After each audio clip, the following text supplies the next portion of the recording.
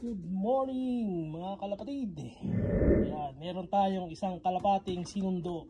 Kinuha natin doon sa ating kumpare na si Mado June Sanchez. Yun, shoutout sa'yo bro. Maraming salamat. Meron tayong isang ibon na pumasa this year.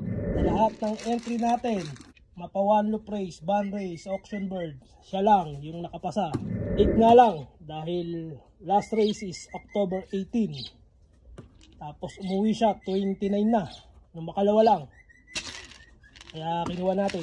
Bigyan natin siya nito. Check natin yung ibon. Ito yung ibon. Oh, maganda. Pumayat lang konti. Tingnan nyo buntot.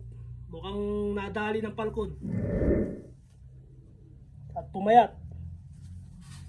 Pero tingnan nyo pakpak. Oh, butas-butas. Halatang nahirapan yung ibon. Pero matibay na linyada.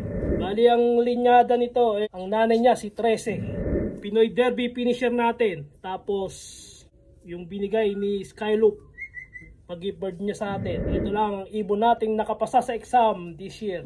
Bali sa entry na ito lang yung pangalawa auction bird na nakauwi. Kaya lang medyo na late yung ibon natin. Payat na payat. At kalahati lang ang buntot.